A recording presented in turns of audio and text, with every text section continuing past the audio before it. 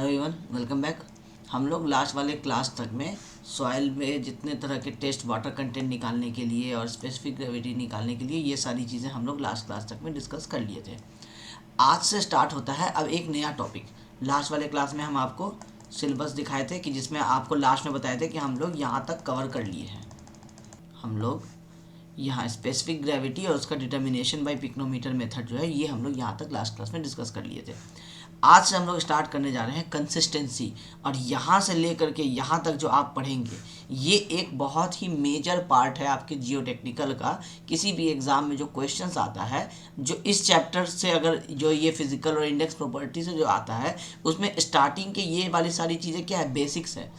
इसको यूज़ करते हुए या तो क्वेश्चन आएगा, ठीक है, या नहीं तो फिर आपको यहाँ से लेके यहाँ तक में तो इतने सारे टॉपिक्स हैं, इतने सारे कॉन्सेप्ट्स हैं कि आपको लगभग 30 से 40 ऑब्जेक्टिव क्वेश्चन सिर्फ इसके अंदर में से बन सकते हैं।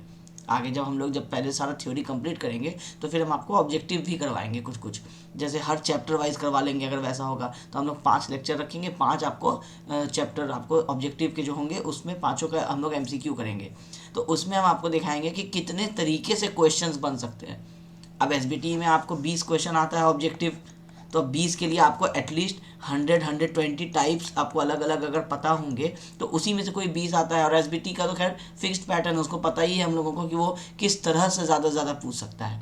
SSC JEE का लेवल का भी क्वेश्चन जो आप इसको करते रहेंगे, जब हम आपको ये 100 क्वेश्चन का प्रैक्टिस करवाएंगे तो आप देखेंगे कि इसी में से क्वेश्चन SSC में भी पूछे जाते हैं। तो ओवरऑल आपको यहाँ से जो आप आज से क्लास देखने वाले हैं ये बहुत ही आपके लिए इम्पॉर्टेंट होगा। लेक्चर स्किप नहीं करना है और कंटिन्यू देखना है और बार बार प्रैक्टिस करना है, क्योंकि यहाँ से चीज़ें जो होंगी वो भूलने वाली होंगी। अब डेटाज आना शुरू हो जाएगा। अभी तक में फॉर्मूला था, आसान था, याद हो जा रहा था, यहाँ आपको अब डिफ़िकल्ट होने वाला है, ठीक है। तो कंसिस्टेंसी स्टार्ट करने के पहले हम लोगों को सॉयल कितने टाइप्स, क्या क्या टाइप्स हो सकते थे वो हम लोग स्टार्टिंग के चैप्टर में डिस्कस किए थे कि आपका एलुवियल सॉइल हो सकता है, आपका रेसिडुअल सॉइल हो सकता है, एलियन सॉइल हो सकता है जो विंड से ट्रांसपोर्टेड होगा। ये सब टाइप के बारे में पढ़ लिए थे। अब हम लोग सॉइल के अलग अलग क्लासिफिकेशन, उसके प्रॉपर्टीज़ के बारे में अंदर और डिटेल्स में जाने वाले हैं। इंडेक्स प्रॉपर्टीज़ के बारे में और डिटेल्स में जानेंगे। कंसिस्टेंसी क्या होता है ये आपके सिलेबस में पढ़ना है, तो उस कंसिस्टेंसी से जुड़ा हुआ जितना भी चीज़ है वो सारी चीज़ें हम लोग पढ़ेंगे। अटरबर्ग लिमिट्स आप नाम कई बार सुनते हैं, क्या होता है, ये सारी चीज़ें कंसिस्टेंसी से जुड़ी हुई है। तो सबसे पहले आपके लिए इंपॉर्टेंट होता है कि कंसिस्टेंसी आपको पता, मतलब आप कंसिस्टेंसी के बारे में पढ़ें। लेकिन कंसिस्टेंसी बताने से पहले सिर्फ एक स्लाइड हम आपको ये आउट ऑफ द सिलेबस ले जाना चाहेंगे, जो आपके सिलेबस का पार्ट है लेकिन फिर भी उसमें मेंशन नहीं है। तो मेंशन नहीं है तो आपको अगर ये नहीं पढ़ाया जाए तो आगे बहुत सारे कन्फ्यूजन्स आपको होना शुरू हो जाएगा। तो इसलिए आपको ये पार्टिकल साइज़ के बारे में कि सॉइल का जो साइज़ होता है वो किस किस तरह से होता है, ये आइडिया आपको होना ज़रूरी है, ताकि फिर आगे जब आप पढ़ने लगेंगे, जब आप पार्टिकल साइज डिस्ट्रीब्यूशन में जाएंगे तो फिर वहाँ उस समय आपको ये बताना ही पड़ेगा। तो अल्टीमेटली आप इसको अभी समझ लीजिए कि आप सॉइल के बारे में पढ़ लिए कि सॉइल एलुवियल हो सकता है, ठीक है। आप सॉइल के बारे में पढ़े कि सॉइल रेसिडुअल हो सकता है, सॉइल आपको ग्लेशियल हो सकता है, सॉइल आपको एलियन हो सकता है। ये सारे आपके सॉइल के टाइप्स हो सकते हैं, लेकिन इसमें से किसी में भी आपको सॉइल के साइज़ के बारे में कुछ नहीं पता चला। अब सब में सॉइल के अलग अलग साइजेस हो सकते हैं, तो सॉइल के अलग अलग साइजेस के हिसाब से हम लोग सॉइल को इस तरह से क्लासीफाई करते हैं। अब अगर कोई सॉइल का साइज़ बहुत बड़ा है तो उसको हम लोग बोल्डर बोलते हैं, कोई छोटा है तो उसको हम लोग सैंड बोलते हैं, कोई बहुत छोटा है तो उसको हम लोग क्ले बोलते हैं। इस तरह से हम लोगों का अलग अलग साइज़ होता है। तो सॉइल का सबसे पहले जो सबसे बड़ा साइज़ जो हम लोगों को जो IS कोड है जो हम लोगों को क्लासीफाई कराता है इन चीज़ों को, तो IS कोड कहता है कि जो भी सॉइल का साइज़ कैसे, अब सॉइल का ग्रेन्स का पार्टिकल जो है वो ज़रूरी नहीं है कि बिल्कुल आपको ऐसा सर्कुलर होगा, वो आपको कुछ ऐसा भी हो सकता है, सॉइल का एक कोई ग्रेन। तो जो भी इसका जो आपका ये लार्जर साइज़ है, इस लार्जर साइज़ की बात होती है। तो ये अगर आपका ग्रेटर देन 300 mm है, 300 mm मतलब 1 फीट, तो आप इमेजिन कर सकते हैं कि जो इस साइज़ से बड़ा है उसको हम लोग क्या बोलेंगे, बोल्डर्स। जनरल टर्म में आप सुनते भी होंगे बाहर कि बोल्डर्स का इस्तेमाल किया जा रहा है, तो बोल्डर्स किसको बोलेंगे, जो 300 mm से ज़्यादा साइज़ का होगा। उसके बाद जो 300 से कम और 80 mm से ज़्यादा होगा, मतलब 80 से 300 के बीच में जो लाई करेगा वो कहलाएगा आपका कॉबल्स, ठीक है। जो 80 mm से कम होगा और 4.75 mm से ज़्यादा होगा वो कहलाएगा ग्रेवल्स। ग्रेवल्स आप देखते हैं इस छोटे छोटे इस तरह के जो आपके एग्रीगेट्स होते हैं उनको ग्रेवल्स कहा जाता है। ठीक है, तो इसका साइज़ का रेंज क्या है, 4.75 से 80 mm के बीच में ये लाई कर सकते हैं। ये इस साइज़ का भी हो सकता है, ये इस साइज़ का भी हो सकता है, बस मैक्सिमम 80 मिनिमम 4.75। ठीक है, उसके बाद 4.75 से लेके 0.075 mm तक का जो साइज़ होगा वो कहलाएगा आपका सैंड, जो हम लोग कंस्ट्रक्शन में यूज़ करते हैं। फिर 0.075 से 0.002 mm तक का जो साइज़ होगा वो कहलाएगा सिल्ट। अब फाइनल होते जा रहा है धीरे धीरे, और जो 0.002 से भी कम mm का साइज़ जो होगा वो कहलाएगा आपको क्ले। क्ले जिसको हम लोग जनरल टर्म्स में चिकनी मिट्टी कहते हैं, उसको वो होता है आपका क्ले। अब इसी 0.075 mm को आप कई बार बुक्स में देखेंगे 75 माइक्रोन लिखा हुआ, 0.002 को आप देखेंगे 2 माइक्रोन लिखा हुआ, और इसको आप देखेंगे कि लेस देन आपका 2 माइक्रोन, इस तरह से आप लिखा हुआ देखेंगे। तो माइक्रोन मतलब क्या हुआ कि जो 10⁻³ होता है उसको हम लोग माइक्रोन बोलते हैं। तो ये 0.075 इसी को आप इंटू 10⁻³ कर दीजिएगा तो ये क्या बन जाएगा, 75 बन जाएगा। तो आप इस तरह से या तो याद रख लीजिए या तो माइक्रोन से याद रख लीजिए। ठीक है, 4.75 mm के बाद 4.75 से 75 माइक्रोन, 75 माइक्रोन से 2 माइक्रोन और लेस देन 2 माइक्रोन। इस तरह से भी आपके बुक्स में जो है थ्योरी में आपको लिखा हुआ मिल जाएगा। इसी को यहाँ पे आपका एक रिप्रेजेंटेशन बना दिए हैं कि ग्रेवल कौन है, जो आपका, अब क्योंकि यहाँ पे हमको अभी बोल्डर्स और कॉबल्स ये आपके क्या हो गए, ये आपके एक तरह से आप कह लीजिए कि स्टोन्स हो गए, बड़े बड़े साइज़ के 300 mm 200 mm, इसका जो साइज़ है वो कंस्ट्रक्शन में यूज़ नहीं होता है ना, तो इसलिए इसके बारे में हम लोगों को कोई डिस्कशन नहीं करना है। ये जो है ये दोनों पार्ट ये सिर्फ आपको अभी नॉलेज में लेना है, इसके बाद इसका कोई काम नहीं आएगा। काम आएगा इन चारों का, आगे जितना भी टेस्ट आप पढ़ेंगे, जो भी आप अलग अलग क्लासिफिकेशन पढ़ेंगे वो सारे इन चारों के बारे में होंगे। इसलिए इन चारों का यहाँ पे हम आपको एक रिप्रेजेंटेशन दिखाए हैं कि जो यहाँ पे है आपका 80 mm, अब 80 mm से लेकर के 4.75 mm का ये लाइन है, यहाँ तक जो सॉइल जो भी पार्टिकल्स आ रहा है वो क्या कहलाएगा, ग्रेवल। उसके 4.75 से 75 माइक्रोन तक सैंड, 75 माइक्रोन से 2 माइक्रोन तक सिल्ट, और 2 माइक्रोन से छोटा जो भी होगा वो आपका क्ले हो जाएगा। अब यहाँ पे देखिए, यहाँ पे आप एक बोल्ड लाइन देख रहे हैं। बोल्ड लाइन इसलिए देख रहे हैं क्योंकि 75 माइक्रोन से बड़ा जो पार्टिकल है वो कोर्सर माना जाता है, उसको कोर्स ग्रेन कहेंगे हम लोग, और 75 माइक्रोन से छोटा जो है उसको हम लोग फाइन ग्रेन कहेंगे। अब फाइन ग्रेन कोर्स ग्रेन में एक डिफ्रेंशिएशन ऐसे समझ लीजिए कि जो नॉर्मल आई से, नेकेड आई से जो आप सॉइल के पार्टिकल्स का शेप अगर पता नहीं कर पाते हैं तो वो फाइन ग्रेन कहलाता है, और पता कर सकते हैं तो आपको कोर्स ग्रेन कहलाता है। जैसे कंस्ट्रक्शन में जो आपका वो गिट्टी यूज़ होता है जिसको हम लोग एग्रीगेट बोलते हैं, आप एग्रीगेट को देख करके उसका शेप एंड साइज़ पता कर सकते हैं तो वो कोर्स एग्रीगेट है। आप सैंड में भी आपको जो सैंड के कुछ पार्टिकल्स हैं वो कुछ इतने मोटे होते हैं जिसको आप देख करके आप उसका साइज़ पता कर सकते हैं, शेप पता कर सकते हैं, वो कोर्स ग्रेन होगा। और फिर इसी सैंड में आपको कुछ यहाँ पे आपको फाइन सैंड होगा, कुछ यहाँ पे आपको मीडियम फाइन होगा, और कुछ यहाँ पे कोर्सर होगा। तो ये सैंड का आपको 3 टाइप होगा, कोर्स सैंड, मीडियम सैंड और फाइन सैंड। तो ये इसी 4.75 से 75 माइक्रोन के बीच में लाई करता है। तो हम लोगों को 75 माइक्रोन क्या किया गया है, एक बेंचमार्क बना दिया गया है कि जब भी कोर्स एग्रीगेट या उसके किसी टेस्ट की बात होगी तो वो 75 माइक्रोन से ऊपर वाले साइज़ की बात हो रही है, मतलब सैंड और ग्रेवल की बात हो रही है। ये ऐसे ही धीरे धीरे करके आपको ये चीज़ों को यूज टू कर लेना है कि 75 माइक्रोन से ऊपर मतलब सैंड और ग्रेवल, 75 माइक्रोन से नीचे मतलब सिल्ट और क्ले। इन दोनों का प्रॉपर्टी, क्योंकि ये फाइनल है तो इनका प्रॉपर्टी भी चेंज हो जाता है, इसलिए इनके आगे जो स्टोरीज होंगी वो अलग हो जाएगा बिल्कुल। और जो आप स्टार्ट करेंगे हम लोग अभी ग्रेवल और सैंड से स्टार्ट करेंगे, तो जब आप इस स्टोरी को पढ़ के जब आप यहाँ जाएंगे तब आपको ये स्टोरी इससे बिल्कुल अलग लगेगा। तो ये चीज़ होता है आपको कि आपको सॉइल का जो क्लासिफिकेशन है ये आपको ग्रेवल, अभी हम लोग स्टार्ट जब करेंगे तो हम लोग ग्रेवल से स्टार्ट करेंगे, फिर हम लोग सैंड पे जाएंगे, फिर सिल्ट पे, और फिर हम लोग क्ले पे जाएंगे। ठीक है, तो ये हो गया हम लोगों का पार्टिकल साइज़ के बारे में। अब कंसिस्टेंसी क्या होता है, पहले आसान लैंग्वेज में समझ लीजिए, फिर लैंग्वेज आप ये पढ़िएगा आपको सब समझ में आ जाएगा। कंसिस्टेंसी हम लोग कहते हैं कि सॉइल के जो पार्टिकल्स हैं वो आपस में किस तरह से जुड़े हुए हैं, ताकि एग्जांपल के लिए जैसे आप समझिए कि अगर हम 1 kg या 2 kg का सॉइल एक कंटेनर में रखे हैं, अगर हम उसमें पानी भरने लगते हैं तो फिर वो सॉइल किस तरह से बिहेव करता है, क्या वो साथ साथ में फ्लो करना शुरू कर देगा या फिर वो पहले सारे वाटर को एब्जॉर्ब करेगा, एब्जॉर्ब करने के बाद वो बहुत हार्ड हो जाएगा या वो बहुत सॉफ्ट रह जाएगा, लिक्विड के जैसा बिहेव करेगा कि प्लास्टिक के जैसा बिहेव करेगा। ये जो सारी प्रॉपर्टीज़ है, जो सारे जो पार्टिकल्स हैं उनको जो आपस में जोड़ के रखने वाली प्रॉपर्टी है, इसको हम लोग कहते हैं कंसिस्टेंसी। अगर आप डेफिनेशन पे जाएंगे तो consistency is a term use to describe the degree of firmness. Firmness मतलब क्या होता है? सॉफ्टनेस। तो कितना सॉफ्ट है उस चीज़ को बताता है आपका ये कंसिस्टेंसी वर्ड।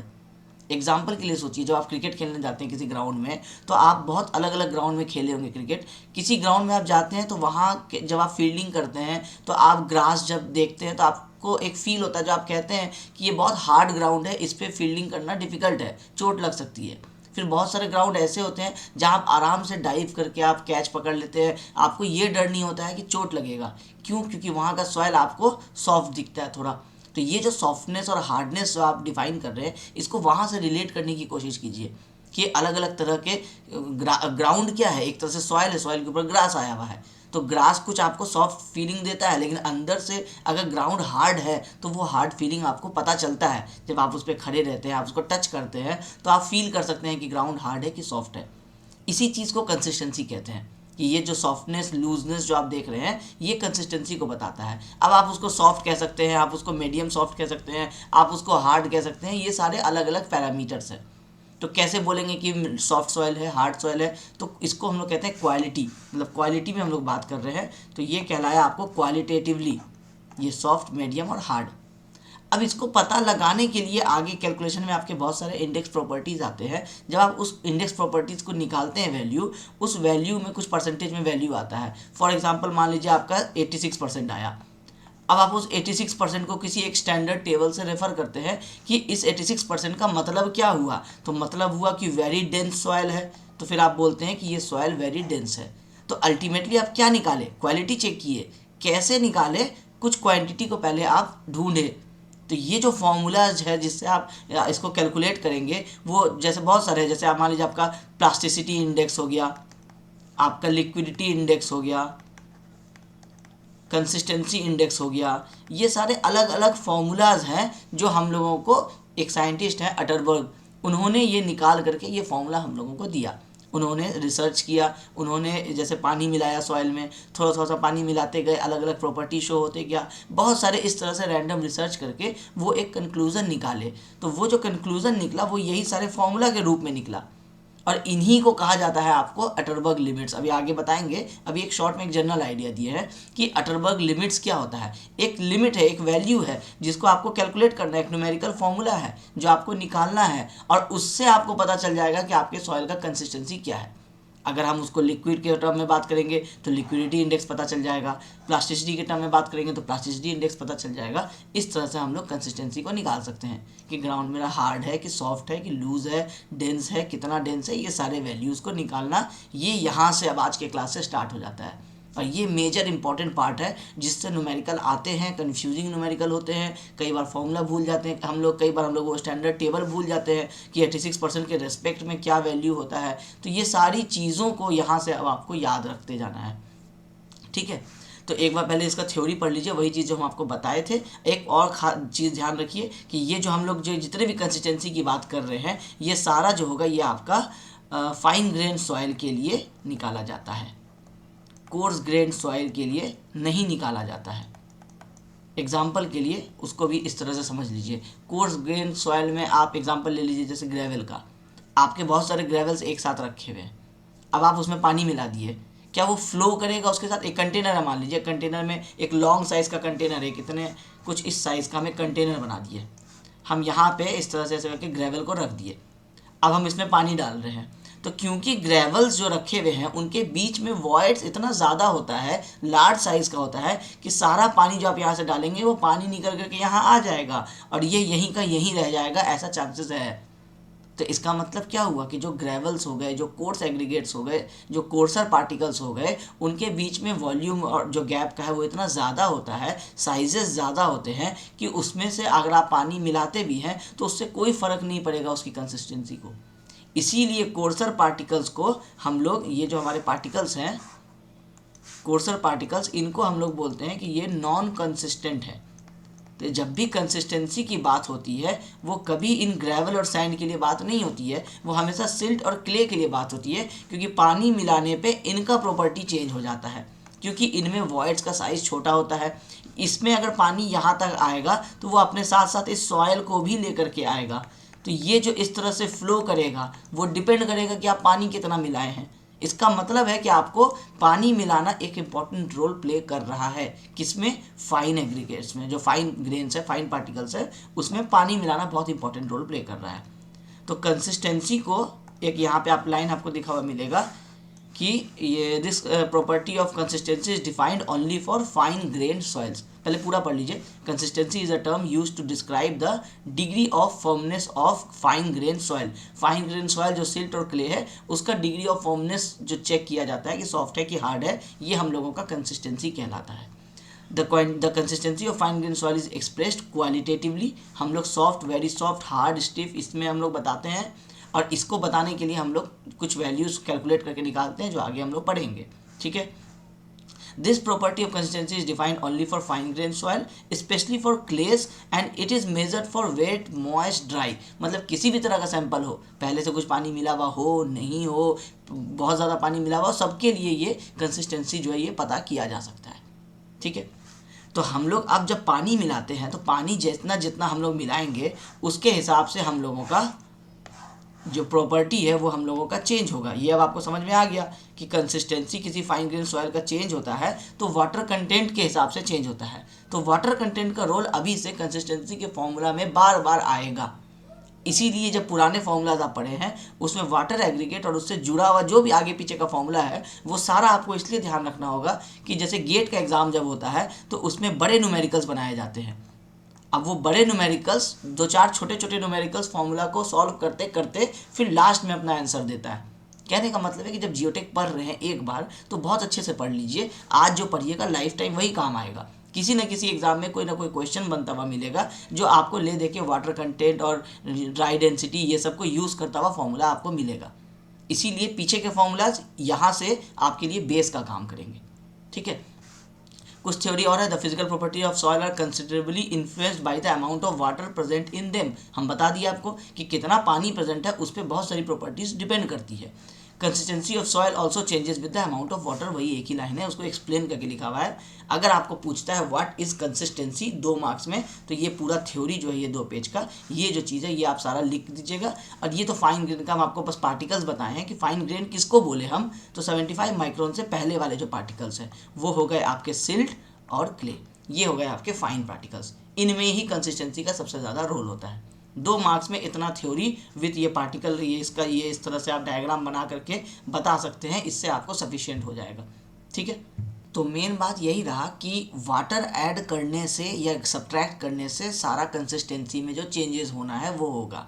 कंसिस्टेंसी के लिए वाटर कंटेंट एक बहुत इंपॉर्टेंट चीज़ है, ये आपको समझ में आया। अब जैसे जैसे आप वाटर ऐड करेंगे वैसे वैसे कंसिस्टेंसी में फ़र्क पड़ेगा, अलग अलग चेंजेस आएंगे। वो जो चेंजेस आते हैं उन चेंजेस को एक नाम दिया जाता है, वो है स्टेजेस ऑफ कंसिस्टेंसी। आपको जब एग्ज़ाम में क्वेश्चन आएगा तो आपको पूछेगा व्हाट इज़ कंसिस्टेंसी, ये पहला क्वेश्चन पूछेगा। और उसके बाद सेकेंड पार्ट में उसी के पूछेगा explain different stages of consistency. और इस ये टोटल आपको 4 मार्क्स का क्वेश्चन बनता है, 4 में दे या 6 मार्क्स में पूछे, क्योंकि ये एक अच्छा इंपॉर्टेंट क्वेश्चन होता है। कंसिस्टेंसी का थ्योरी है, थोड़ा सा एक्सप्लेन कर दीजिए, कोई बहुत ज़्यादा उसमें डिफिकल्ट चीज़ नहीं है। अब जैसे जैसे आप वाटर ऐड करेंगे वैसे वैसे कंसिस्टेंसी में कुछ बदलाव आएगा। वो क्या बदलाव आएगा वो ये इस पूरे चार्ट में लिखा हुआ है। और इस पूरे चार्ट में जितनी चीज़ें हैं बस उसी को निकालना अब आपका काम रह जाता है। एक आप निकालते हैं श्रिंकेज लिमिट, एक आप निकालते हैं प्लास्टिक लिमिट, एक लिक्विड लिमिट, उसके बाद आपका प्लास्टिसिटी इंडेक्स क्या होता है, आपका लिक्विडिटी इंडेक्स क्या होता है, ये सारी चीज़ें आप कैलकुलेट करके निकालते हैं जो इंडेक्स प्रॉपर्टी कहलाती है। ये सारे पे ही आपका जियोटेक्निकल इंपॉर्टेंट जो है ये वाला चैप्टर वो इसी चीज़ के ऊपर टिका हुआ है। यही इंपॉर्टेंट है, एग्जाम में एसबीटी में भी ये पूछेगा, कॉम्पिटिटिव एग्जाम में भी जाइएगा यही पूछेगा। इसीलिए हम चाहते हैं कि आप फोकस करके आज वाले लेक्चर से एटलीस्ट इन सारी चीज़ों को समझे। पुराना वाला आपका बेस का काम करेगा और ये वाला इंपॉर्टेंट चीज़ उस वाले के बेसिस पे आपको समझ में आ जाएगा। ठीक है, अब देखिए अब स्टेजेस क्या होता है एक एक करके हम एक्सप्लेन करते हैं, ध्यान से समझिएगा, ये पूरा चार्ट समझ में आ जाएगा। आपका कोई एक सॉइल सॉलिड था, अभी तक हम लोग 3 फेज डायग्राम की बात की है ना, तो हम लोगों का कोई एक सॉइल सॉलिड है, इसमें ना पानी है ना हवा है, मतलब हवा है सिर्फ सॉइल सॉलिड है, कोई पानी नहीं है इसमें, ड्राई है बिल्कुल। तो ड्राई है, अब ये एक्स एक्सिस में देखिए क्या लिखा है, मॉइस्चर कंटेंट, इसका मतलब क्या हुआ, वाटर कंटेंट W। अब इसका यहाँ पे कोई एक ज़ीरो वाटर कंटेंट था, मतलब इस पॉइंट पे अगर आप देखेंगे तो एक्स एक्सिस ज़ीरो है ना, तो इस यहाँ पे आपको वाटर कंटेंट ज़ीरो था। अब आप क्या किए, इस सॉइल में थोड़ा थोड़ा सा आप पानी मिलाना शुरू किए, यहाँ तक पहुँचे, मतलब इतना कॉरस्पॉन्डिंग में देखेंगे तो यहाँ पे जो W का वैल्यू था परसेंटेज में, आप कुछ इतना परसेंटेज पानी मिलाए। इस सॉइल जो सॉलिड है, जब आप मान लीजिए इसको ओवन ड्राई करके लाए हैं, तो ओवन ड्राई करके लाए हैं तो उसमें कहीं ना कहीं ऐसे करके एयर गैप्स आपको मौजूद रहेगा, बस पानी नहीं रहेगा क्योंकि पानी तो इवापोरेट हो चुका है। तो जो एयर गैप जो आपको यहाँ पे बचा हुआ है, ये इतना सा आप पानी भरे तो ये वाला गैप पानी से फिल हो गया, ये वाला गैप पानी से फिल हो गया। इसका जो ये टोटल वॉल्यूम था V, जो हम लोग बात करते हैं, जब हम लोग 3 फेज डायग्राम बनाते हैं उसमें हम लोग ये बात करते हैं ना कि ये हम लोगों का टोटल वॉल्यूम होता है V। तो इसमें आपका ये सॉइल सॉलिड था, इसमें आप पानी मिलाना शुरू किए, अभी इसका वॉल्यूम यहाँ से यहीं तक है, मतलब अगर हम इसको VS बोलते हैं तो ये VS अभी यहीं तक है, अभी इसमें कुछ चेंज नहीं हो रहा है। पानी मिलाते गए यहाँ तक पानी आप मिलाए, सारे इस वॉइड्स में क्या हुआ, पानी भर गया। मतलब अब आपको क्लियर हो गया कि यहाँ से लेकर के यहाँ तक में अब कोई वॉइड नहीं बचा है, कोई स्पेस नहीं बचा है। अब अगर हम पानी डालेंगे तो पानी इसके ऊपर चला जाएगा लेकिन नीचे नहीं जाएगा। जैसे ही आप और पानी डाले, मतलब एक्स एक्सिस में आप जैसे ही और आगे बढ़े, आप इतना पानी डाले तो आप क्या देखिए कि अब पानी जो है ये इसमें अंदर तो नहीं जा रहा है, अब ये इसके वॉल्यूम को इंक्रीज़ कर रहा है। ठीक है, एक कंटेनर में आप यहाँ पे रख दीजिए, आप यहाँ पे इतना सा मिट्टी डाल दीजिए कंटेनर में, इसमें आप पानी थोड़ा सा मिलाइए, थोड़ा सा पानी जब तक आप मिलाएंगे तब तक देखेंगे कि ये उसको एब्जॉर्व कर ले रहा है, मतलब कहीं ना कहीं गैप है जिसमें वो आके फिल हो जा रहा है। जब डालते रहेंगे पानी, थोड़ी देर बाद आप देखेंगे कि आपका पानी यहाँ तक आकर के बढ़ गया। सॉइल तो उतना ही रहेगा जितना रहना था, लेकिन टोटल वॉल्यूम आपका चेंज होने लग गया। अब ये V है, ये VS था, तो टोटल वॉल्यूम में बदलाव आने लग गया। क्यों आया, क्योंकि आप पानी मिलाना शुरू कर दिए। तो पानी मिलाना शुरू किया, आप यहाँ तक पानी मिलाए एक्स एक्सिस में, यहाँ तक, तो वाई एक्सिस में देखिए आपका वॉल्यूम यहाँ तक चला गया, यही वाला वैल्यू है ना, ये आपका वाई एक्सिस में बढ़ गया, थोड़ा सा वॉल्यूम बढ़ गया, तो इतना कुछ वॉल्यूम हो गया। फिर आप ऐसे ही पानी मिलाते गए, आपका वॉल्यूम जो है वो बढ़ता चला गया।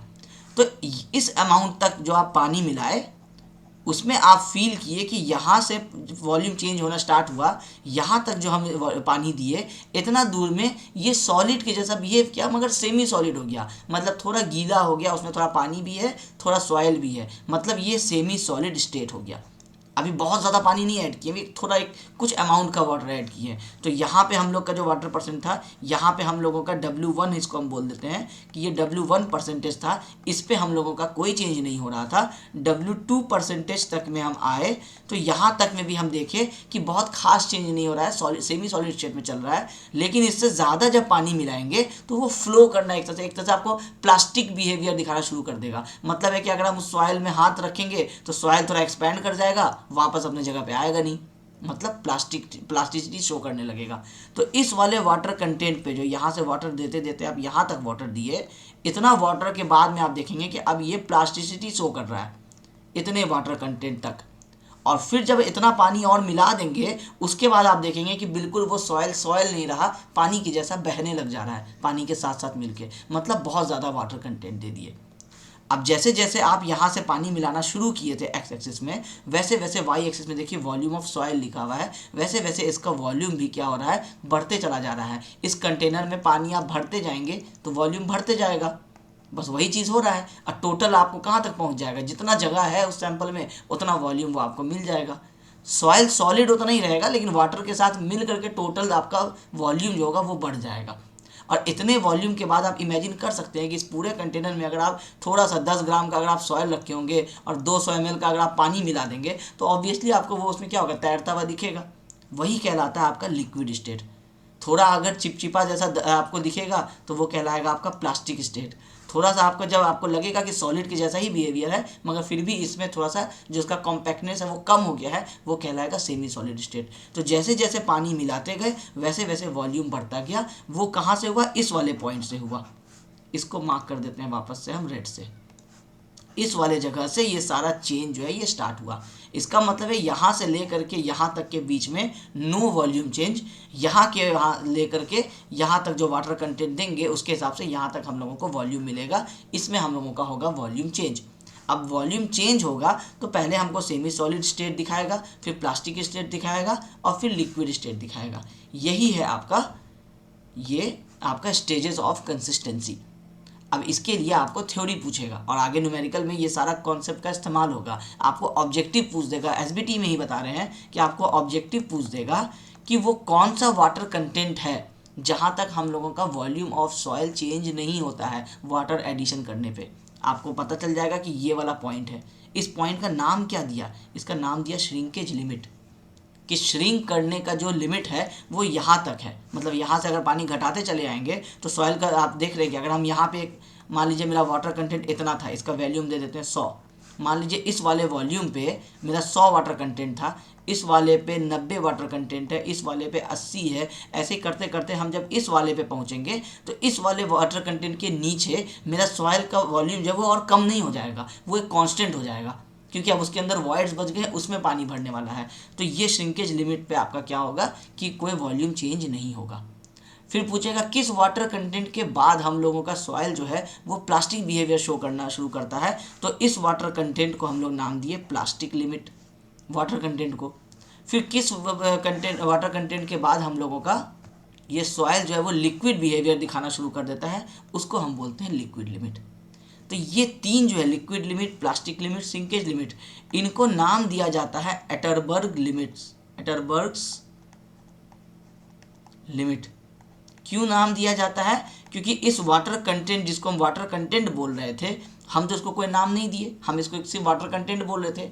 एक साइंटिस्ट थे एटरबर्ग, उन्होंने क्या किया, उन्होंने नाम दे दिया कि इस वाले को बोलेंगे श्रिंकेज लिमिट, इस वाले पॉइंट को बोलेंगे प्लास्टिक लिमिट, इस वाले पॉइंट को बोलेंगे लिक्विड लिमिट। और फिर वो क्या कि आगे इनका फॉर्मूला वगैरह भी बता दिए, इसीलिए इनका नाम पड़ गया एटरबर्ग लिमिट्स। अगर एग्जाम में क्वेश्चन आता है explain about Atterberg limits with proper diagram, तो ये स्टेजेस ऑफ कंसिस्टेंसी का ड्राइंग बना दीजिए और आगे जो थ्योरी आप पढ़ेंगे इन सारे के बारे में इन सारे को बता दीजिए।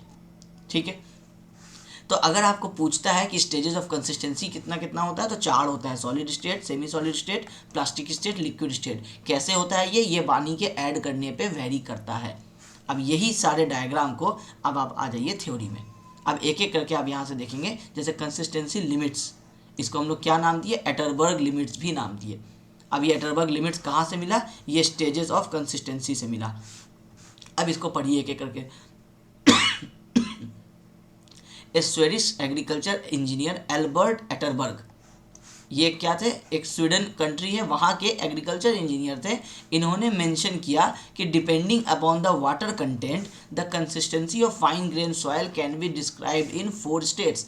पानी के कंटेंट के हिसाब से सॉइल की कंसिस्टेंसी को, फाइन ग्रेन सॉइल की, उसको हम लोग 4 स्टेट में डिस्कस कर सकते हैं। वो कौन से 4 स्टेट हैं? वो ये वाले 4 स्टेट हैं। ठीक है, स्टेजेस वाले डायग्राम से क्लियर हो गया। और इन अदर वर्ड्स, या दूसरे शब्दों में अगर कहें तो we may say depending upon the water content soil may appear in one of these 4 state. मतलब सॉलिड, लिक्विड, गैस स्टेट होता है ना, उसी तरह से सॉइल जो है हम लोगों का वाटर कंटेंट के हिसाब से इन 4 स्टेट्स में हम लोगों के पास मिलता है। अभी इसको एटरबर्ग लिमिट्स नहीं कहते हैं, एटरबर्ग साइंटिस्ट इस कंडीशन के बारे में बताए। तो ये मेरा क्या है? स्टेजेस ऑफ कंसिस्टेंसी है। एक काम करेंगे, इस वाले हेडिंग को ना हम चेंज कर देंगे नोट्स में। ये फिर आपको क्या होगा? कन्फ्यूज़न होगा। इसका नाम आएगा स्टेजेस ऑफ कंसिस्टेंसी। अगर आपको थ्योरी पूछता है तो ये स्टेजेस ऑफ कंसिस्टेंसी का थ्योरी है। ठीक है, ई होता है यहाँ पे कंसिस्टेंसी। ठीक है, ये स्टेजेस ऑफ कंसिस्टेंसी हो गया। अब जैसे ये इसको आप एक्सप्लेन कर दिए, आपका काम हो रहा है।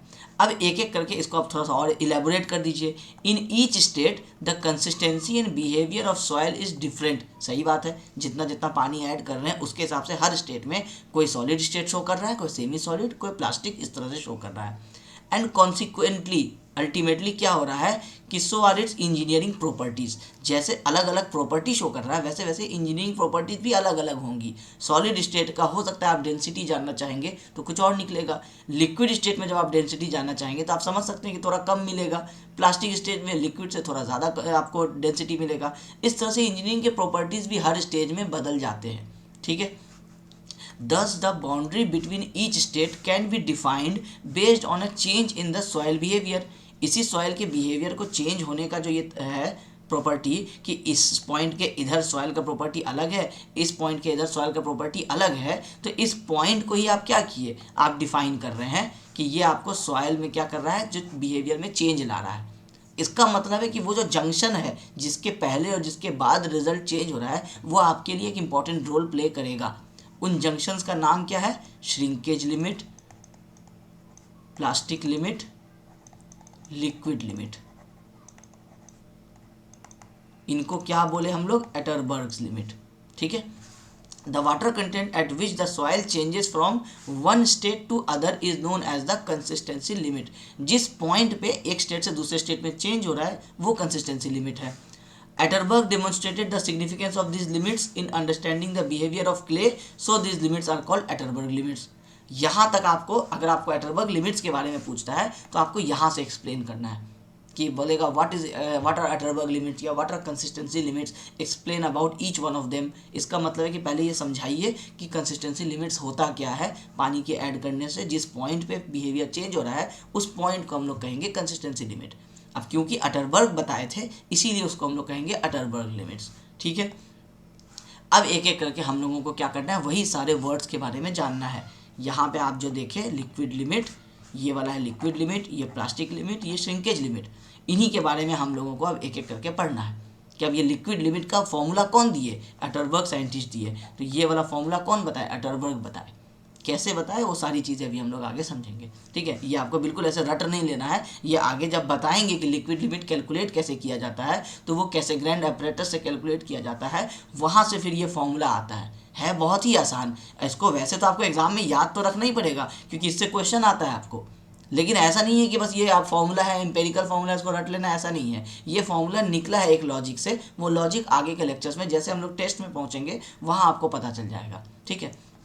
अभी सिर्फ समझने पे फोकस कीजिए। कोई भी चैप्टर जब कम्प्लीटली हम एंड कर देंगे ना तो सारी चीज़ों का लिंक आपको समझ में आ जाएगा। अब एक ही घंटे के लेक्चर में हम आपको बहुत सारी चीज़ें एक साथ नहीं बता पाएंगे, धीरे धीरे करके हम एक्सप्लेन करते चलेंगे। आप सारे लेक्चर्स को एक साथ देखेंगे, जोड़ेंगे तो आपको एक रिजल्ट समझ में आ जाएगा कि आपको क्या पता चला लास्ट में।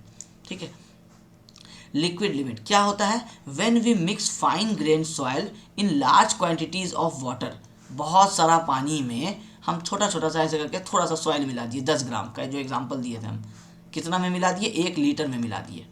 तो ये क्या हुआ? थोड़ा सा सॉइल पार्टिकल बहुत बड़े वाटर के साथ। The resulting suspension of soil is called as liquid state of soil. इसको लिक्विड स्टेट बोलते हैं क्योंकि इसको सॉलिड स्टेट तो बोलेंगे नहीं। इतने पानी में थोड़ा सा सॉइल दे दी है तो क्या हो गया? वो लिक्विड ही रहेगा।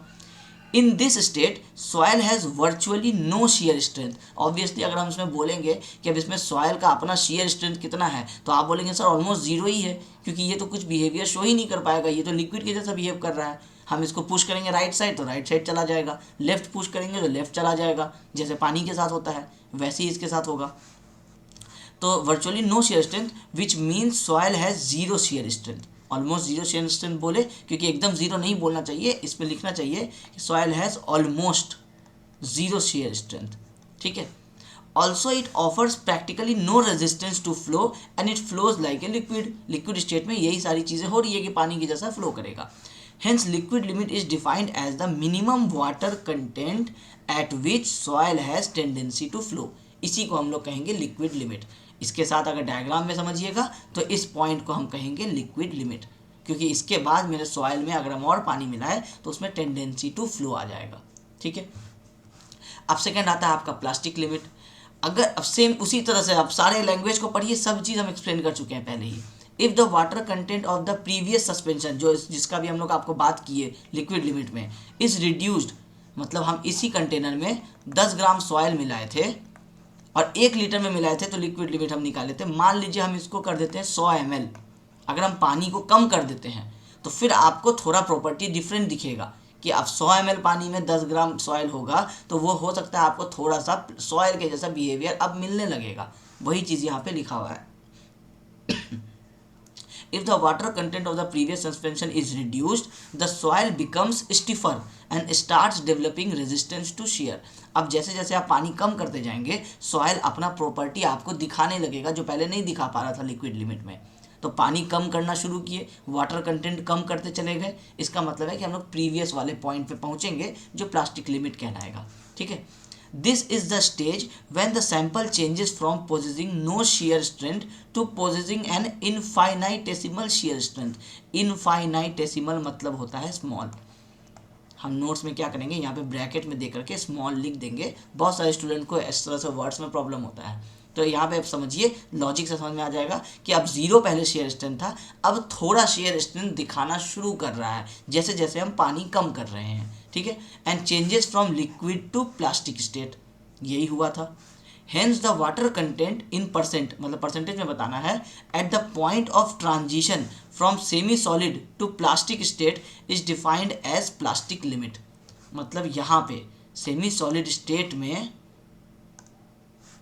यहाँ पे सेमी सॉलिड से जो प्लास्टिक बिहेवियर जहाँ पे शो करना शुरू किया, उस वाला जो जंक्शन है जहाँ पे ये सारा खेल हो रहा है, इसको हम क्या बोलेंगे, प्लास्टिक लिमिट बोलेंगे।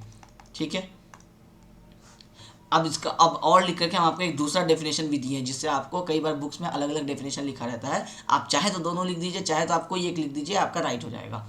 अब दूसरा डेफिनेशन क्या है, किसको प्लास्टिक लिमिट कह सकते हैं, the moisture content in percent eight which soil when rolled into threads of 3.2 mm, या आप इसको राउंड फिगर में 3 mm लिख दीजिए, क्योंकि 3 mm स्टैंडर्ड आपको बुक में मिल जाएगा हर जगह, कि 3 mm का अगर आप उसको थ्रेड में बनाना चाहते हैं तो वो आपको क्रम्बल्ड हो जाएगा, या फिर जस्ट उसमें क्रैक शो करेगा।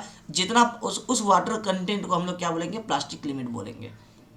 मतलब क्या, टेक्निकल आंसर है कि जिस वाटर कंटेंट पे हम लोग सॉयल को, एक इतना सा हम लोगों का मिट्टी रखा है, उसमें हम पानी मिलाए हुए हैं, अब ये थोड़ा गीला हो चुका है, हम इसको क्या किए, हाथ से रोल करना शुरू किए, और आपको यहाँ पे एक डायग्राम दिखाए होंगे हम,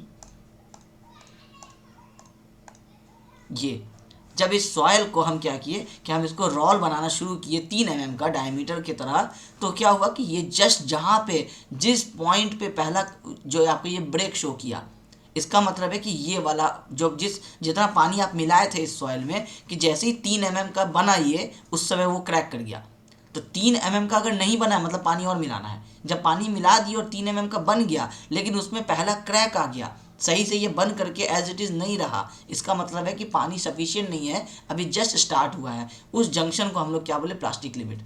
अगर हम इसमें थोड़ा पानी और मिला दिए होते तो ये वाला क्रैक नहीं आता, ये पूरा का पूरा आपको एक 3 mm का आपको एक थ्रेड के जैसा बन करके रह जाता सॉयल, तो वो कहलाता है कि आपका सॉयल प्लास्टिक है। मतलब है कि उस मिनिमम पानी से ज़्यादा का पानी आप दे दिए हैं, तो वो मिनिमम पानी जिस पे आपको 3 mm का डायमीटर बनते ही इसमें क्रैक नहीं था और इसमें क्रैक आ गया, उस वाटर कंटेंट को हम बोलेंगे प्लास्टिक लिमिट।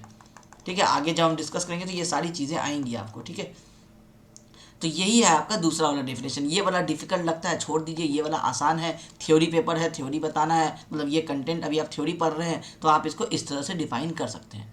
ठीक है, कि प्लास्टिक लिमिट किसको बोलेंगे, जहाँ पे हम लोगों का ट्रांजिशन होगा, चेंज होगा स्टेट सेमी सॉलिड से प्लास्टिक स्टेट में, उसको कहेंगे हम लोग प्लास्टिक लिमिट। ठीक है, नेक्स्ट आया श्रिंकेज लिमिट।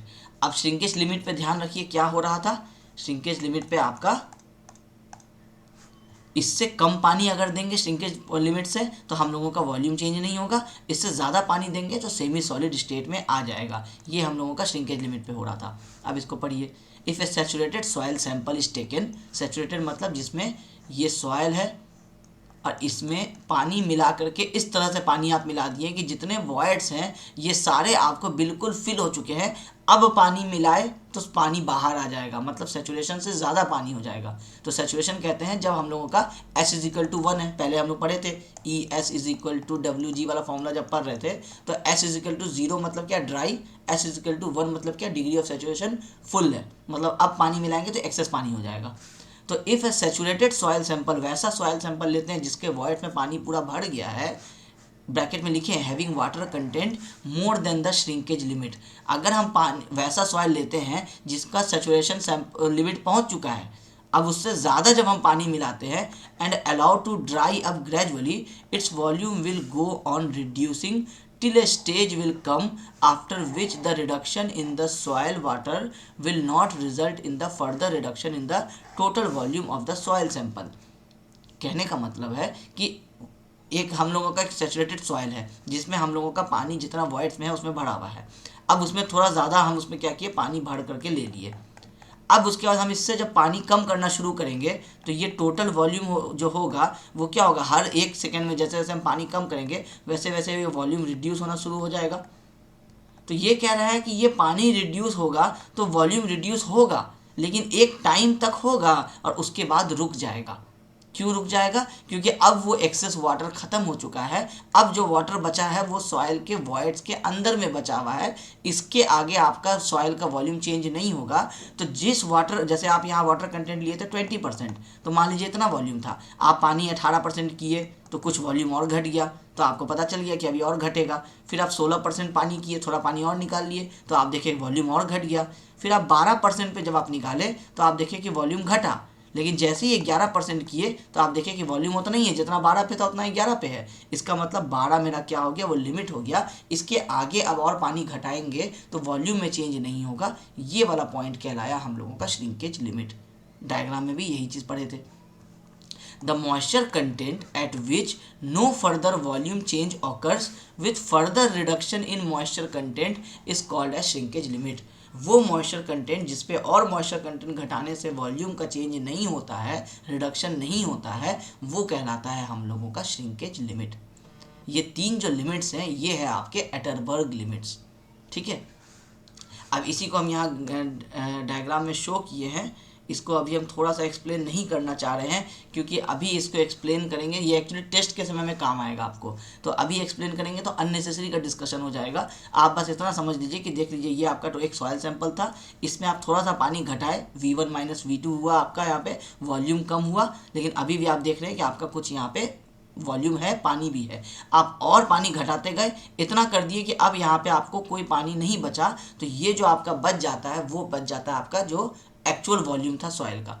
अब इस चीज़ को अभी यहाँ से आपको बहुत अच्छे से समझ में नहीं आएगा, जब हम इसका टेस्ट डिस्कस करेंगे श्रिंकेज लिमिट का, तब आपको इस डायग्राम को वहाँ पे भी यूज़ किए हैं, तब आपको उसका मतलब समझ में आएगा।